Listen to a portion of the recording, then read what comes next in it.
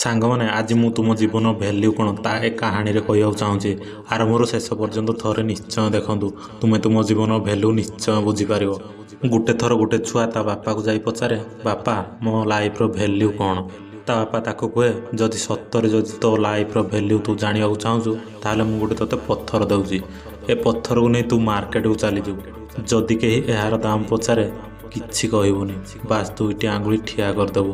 ସେ ପିଲା ମାର୍କେଟକୁ ଗଲା, କିଛି ଟାଇମ୍ ଅପେକ୍ଷା କରି ବସି ରହିଲା, କିନ୍ତୁ କିଛି ଟାଇମ୍ ପରେ ଗୋଟେ ବୁଢ଼ୀ ଲୋକଟେ ତା ପାଖକୁ ଆସିଲା।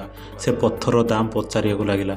ସେ ପିଲା ଏକଦମ ଚୁପ୍ ରହିଲା, ସେ କିଛି କହିଲାନି, ଖାଲି ଦୁଇଟି ଆଙ୍ଗୁଳି ଉପରକୁ ଠିଆ କରିଦେଲା। ତାପରେ ବୁଢ଼ୀ ଲୋକଟି କହିଲା, କ'ଣ 200 ଟଙ୍କା? ଠିକ୍ ଅଛି, ଏ ପଥରକୁ ମୁଁ କିଣି ନେଇଯିବି। ସେ ପିଲା ଏକଦମ ସକ୍ ହୋଇଗଲା, ଆଉ ଭାବିଲା ଗୋଟେ ପଥରର ଦାମ 200 ଟଙ୍କା? ପଥର ଜେନେରାଲି କେଉଁଠାରେ ବି ମିଳିଯିବ, କିନ୍ତୁ ଏ ପଥରର ପ୍ରାଇସ୍ 200 ଟଙ୍କା।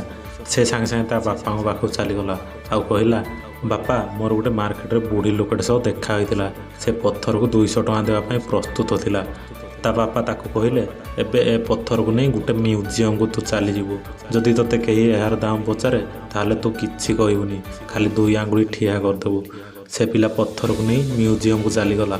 ସେଠାରେ ଗୋଟେ ଲୋକର ନଜର ସେ ଧରିଥିବା ପଥର ଉପରେ ପଡ଼ିଲା। ସେ ପାଖକୁ ଆସି ସେ ପଥରର ଦାମ ପଚାରିଲା। ସେ ପିଲା ଏକଦମ ଚୁପ୍ ରହିଲା, ଖାଲି ଦୁଇ ଆଙ୍ଗୁଳି ଠିଆ କରିଦେଲା। ସେ ଲୋକଟି କହିଲା, କ'ଣ 20,000 ଟଙ୍କା? ମୁଁ ଏ ପଥର ପାଇଁ 20,000 ଟଙ୍କା ଦେବାକୁ ପ୍ରସ୍ତୁତ ଅଛି। ଏ ପଥର ତୁମେ ମୋତେ ଦେଇଦିଅ। ସେ ପିଲା ପୁଣି ସକ୍ ହୋଇଗଲା। ସେ ପିଲା ଯାଇ ତା ବାପାକୁ କହିଲା, ବାପା ମୋତେ ଗୋଟେ ମ୍ୟୁଜିୟମରେ ଗୋଟେ ଲୋକ ଦେଖା ହୋଇଥିଲା, ସେ ପଥର ପାଇଁ 20,000 ଟଙ୍କା ଦେବାକୁ ପ୍ରସ୍ତୁତ ଥିଲା।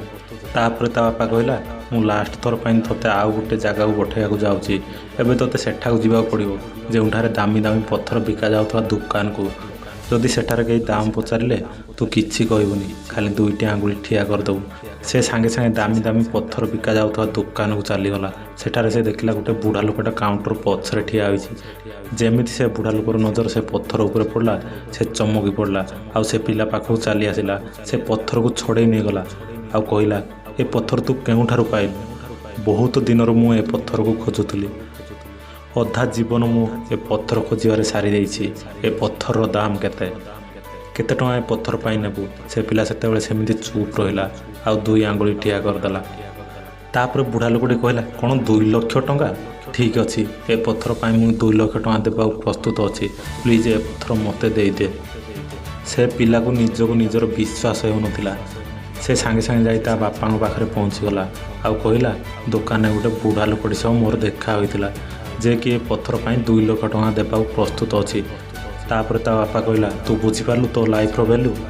ତୁମ ଲାଇଫ୍ର ଭ୍ୟାଲ୍ୟୁ ସେଇଠାରେ ଜଣାପଡ଼ିଥାଏ, ତୁମେ ତୁମ ଲାଇଫ୍କୁ କେଉଁଠାରେ ରଖୁଛ।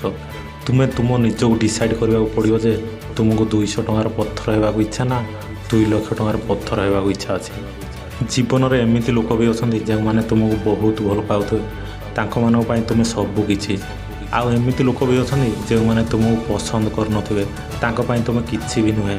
ନିଜ ସ୍ୱାର୍ଥ ପାଇଁ ତୁମକୁ ୟୁଜ୍ କରିବେ, ନହେଲେ ଫୋପାଡ଼ି ଦେବେ। ତୁମ ନିଜ ଉପରେ ଡିପେଣ୍ଡ କରେ ତୁମ ଲାଇଫ୍ର ଭ୍ୟାଲ୍ୟୁ କେତେ।